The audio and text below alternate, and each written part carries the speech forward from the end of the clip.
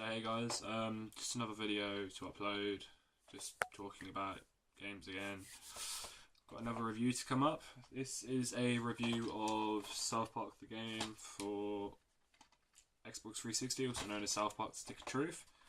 Now, this game had a lot of reservations about it when it was first announced. There was a long wait for it as well, with the developers Obsidian taking quite a long time for it. Now, at the end of the day, I thought it wasn't going to be that great, even though there was a lot of hype about it. I thought, maybe they won't be able to do South Park justice, but every movement throughout the game was completely fluent with the episode style. Definitely what tied the game together. At the end of the day, it doesn't take you out of the experience. The whole time you think you're in an episode of South Park.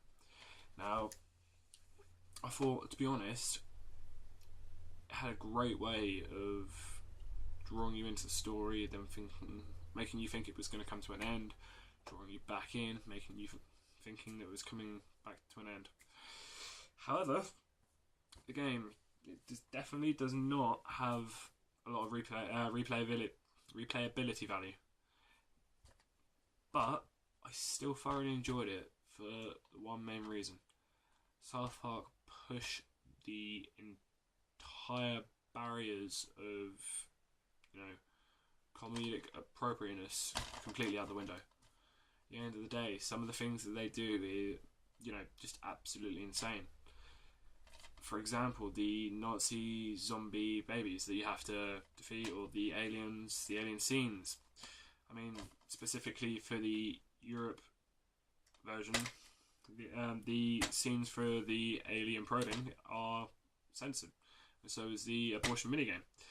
However, it was quite a shock to play through it and realise, oh wait, I actually miss a bit of the game. Now you can obviously YouTube those videos to see what you're missing, but I can actually see why they did censor them. It did disappoint me quite a bit, but the rest of the game, didn't put me off playing the rest of it. Now, it tries to be an RPG. It tries. At the end of the day, you're not going to spend hours and hours calling through menus, or you're not going to try and pick the best weapon you can. You're just going to enjoy the game at hand. However, it's not to say that it won't become difficult if you don't actually try to use better weapons or better armors, different things like that. But it's more of just pure fun and entertainment than an RPG style game. I think that was the style in which it was intended, but it hadn't come out in that way. Now, on to the characters in the game. You see almost every South Park character that you can in the game. There are so many appearances, it's unreal. I mean, some of the appearances I didn't even realise had happened until a couple of seconds after. And I had to kind of do a double take, go back and check. But every time, it's just pure comedic value.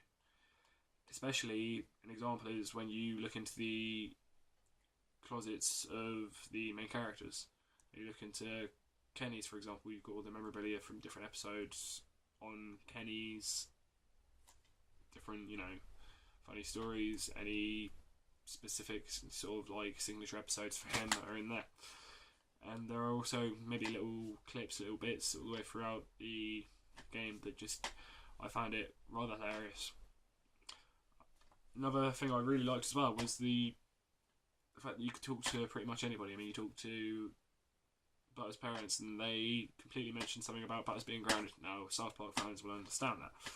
However, the narrative between characters in the world did become rather mundane, rather repetitive, because once you've spoken to someone a few times, you'll just get the same basic answer.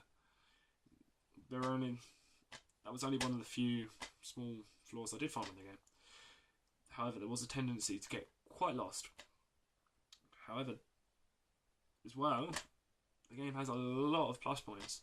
I mean, some of the enemies were just fantastic, and some of the boss battles were okay. They weren't maybe up to the scratches of, say, Oblivion, Skyrim, anything like that, but it was never intended to be as RPG as those.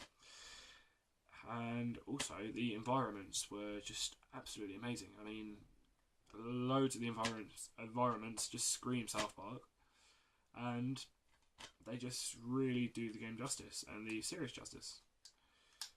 But at the end of the day, it met up to my expectations because of the South Park and the South Park background that I liked. It was really funny, but it just wasn't one of the best games. Now for this, I would have to rate maybe a 7.5, an 8, because I just don't think it made its way up to the top games. I think it was released and intended to be one, but it didn't quite make it. As always, feel free to leave any comments, feedback, let me know what you think, and let me know of any topics you want to hear and talk about.